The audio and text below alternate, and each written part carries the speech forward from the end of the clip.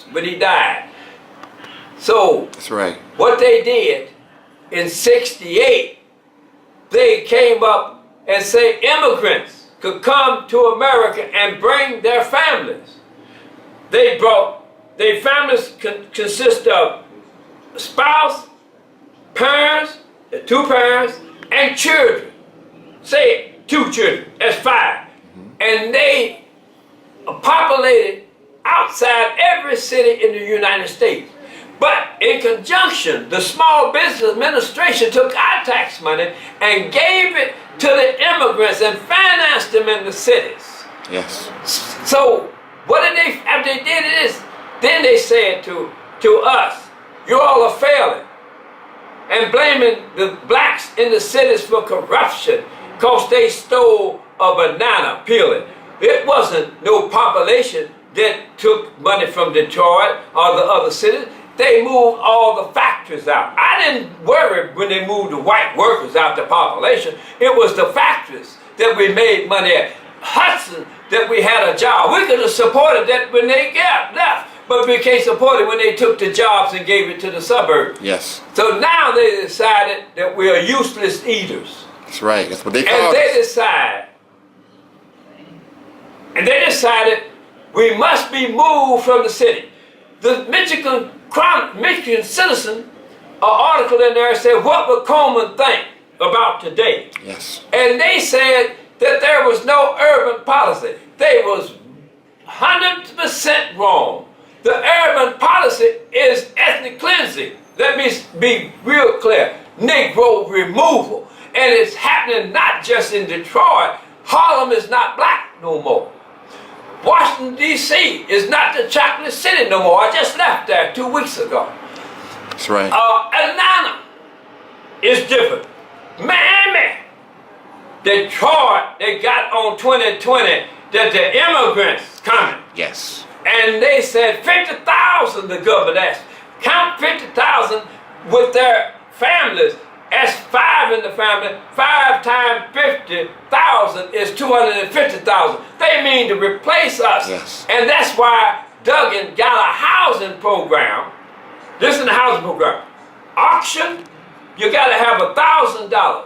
Well, what you got 371,000, 84% of those who 16 to 64 are jobless, and you got the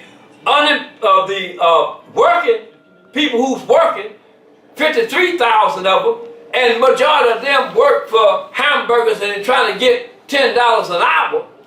We can't afford to be in auction, but the other side of the program is blank. Move us out. Take our houses, because they ain't got no permit building no houses. Take our houses, move the immigrants in, and move us to a black enclave. Black enclave, when you look up enclave, it means a territory surrounded by another nationality. Ferguson, Missouri, so you all can understand it. They are in an enclave. That's why they historically marched 12 days, 24 hours. They wasn't just marching for that young man. He kicked it off. He was a catalyst. They was marching because they're an enclave. And if we in Detroit, not to be in the enclaves around here, suburban enclaves, where we will not have a chance, we'll be back again like our foreparents in separate little small communities with no jobs. And when our young people steal a loaf of bread, they have tanks rolling through, and the surrounding areas over in Ferguson, all the citizens who got jobs was getting guns so they could protect their property against us.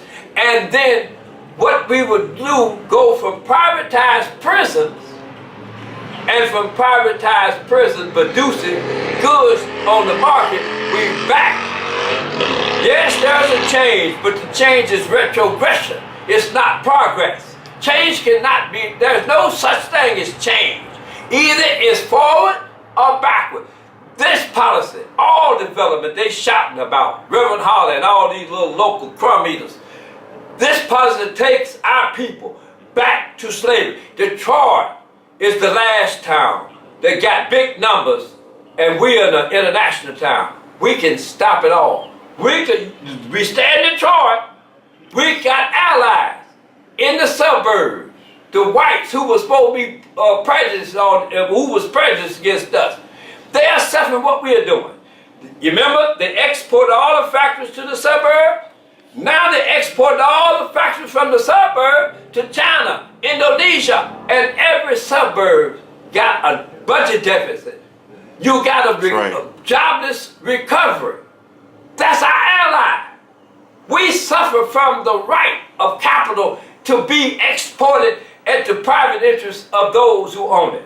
We can unite with the suburbians and have power in the war against the federal government if we stay in the cities. That's right. And then we ask, can we have a guaranteed income for all unemployed people?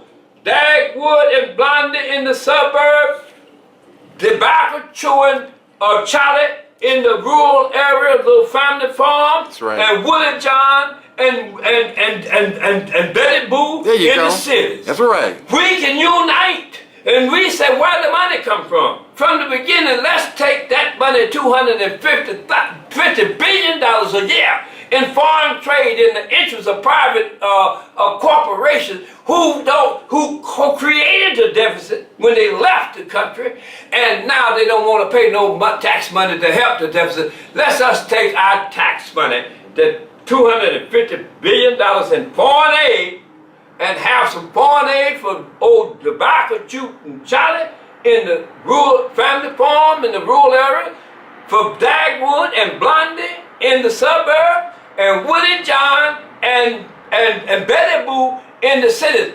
Our only survival is to be in the cities. And let's say we ask for a guaranteed income that King said. What is the principle of guaranteed income?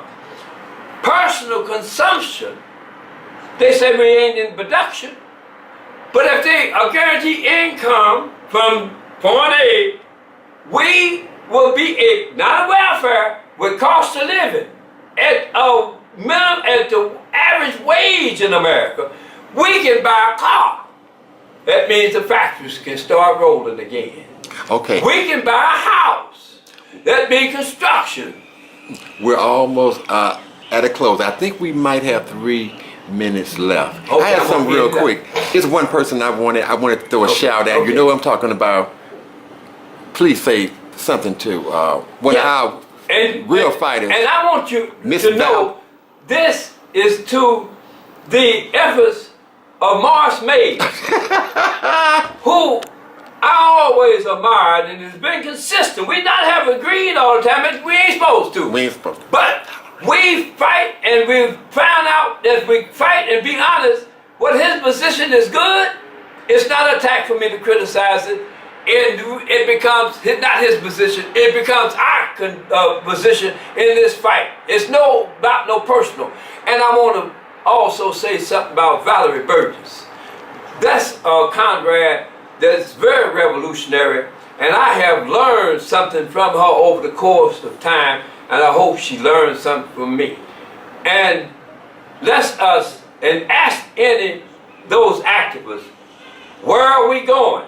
They have no idea, no vision, and both being a leader, that we are going on one road, we're going to privatize prison back to slavery. But if we take mass direct action, we can have our own destiny in the cities through the power of numbers, and we will be able to draw allyship with the workers in suburban.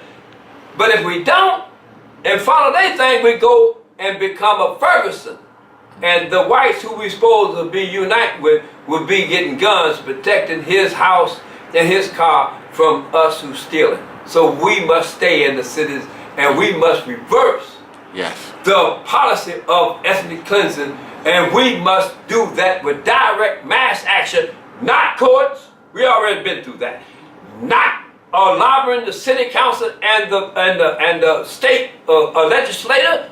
That's like going to hell and asking the devil to put out the fire. I have a quick question, and this is something you might not want to talk, just real quick. You remember how upset we were about the consent agreement, and council voted for this. Could you just give us something real quick?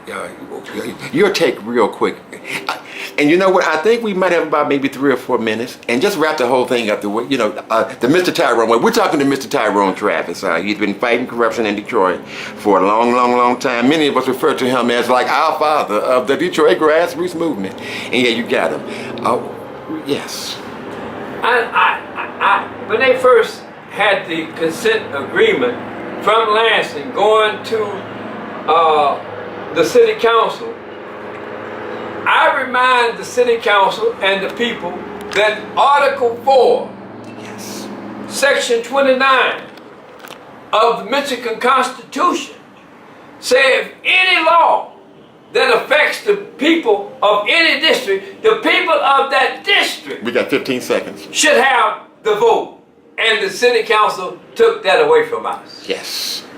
Okay. You have it here with Mr. Tyrone Travis, and we're going to make this a wrap here. And we did this on short notice, and we're going to get together again, and we're really going to bring it to you strong the next time around. Love you, Detroit, and hey, Valerie, and we miss you and love you, Miss Charity Hicks, and everybody say goodbye to Mr. Tyrone. You got the last word. It's running. Till next time. All right. And we're going to post this on Facebook, good people, in a minute now.